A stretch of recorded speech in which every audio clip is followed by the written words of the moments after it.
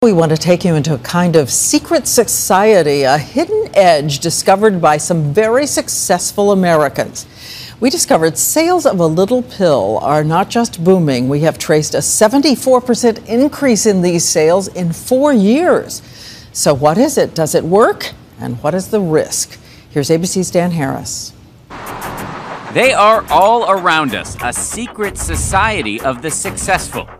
The lobbyist who wakes up at 5 for 2 full workouts before work. It's amazing. I just don't get it why more people don't know about it.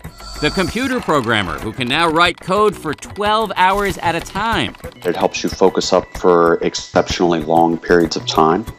And the brain researcher finding connections nobody else is seeing. It's just a clear day. The fog isn't there. And they all say they owe it to this drug, Provigil.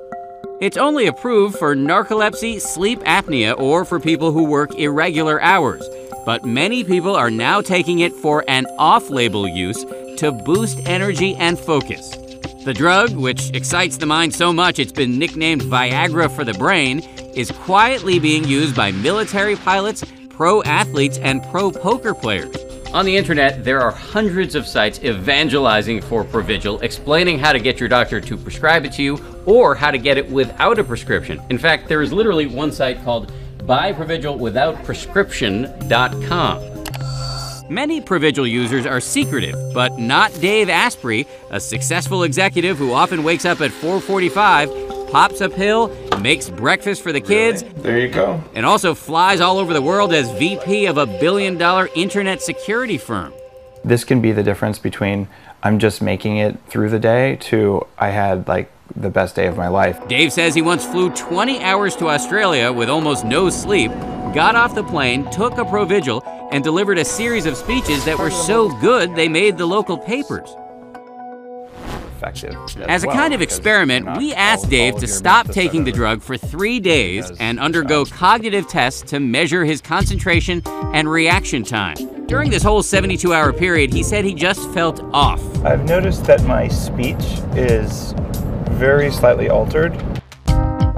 After 3 days, I watched as he popped a Provigil. All right, so I guess let's do it. Let's see. It took only 17 minutes for him to snap back. The world suddenly seemed brighter, he said. Dave compared it to the scene in The Wizard of Oz where it goes from black and white to color. And remember those cognitive tests?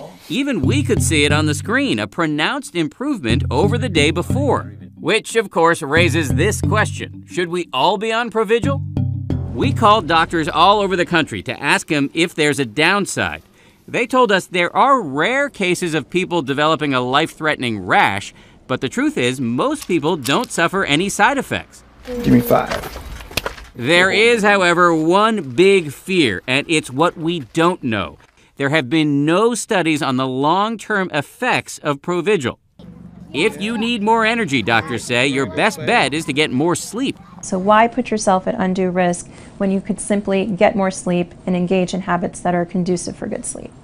But our Provigil users say they're going to keep on doing it, most of them in secret, raising a provocative question in a modern world where you don't know who around you is getting ahead simply by popping a pill.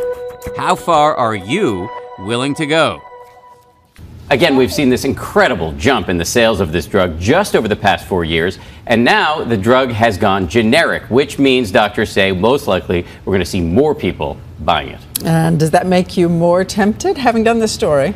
Well, look, I've done the story now for the past couple of months, and 100% yes, I was tempted. But here's why I don't want to do it. If you talk to doctors, essentially, if you take the drug, you're rolling the dice. We don't know what the long-term effects are. We do know, however, what 3 things you can do to have more energy. Get more sleep, eat better, do exercise. So the choice is, do you put in the hard work, or do you just pop a pill when you don't know the long-term effects? Become a guinea pig again. Exactly. And your wife is a doctor, and she says? A firm no.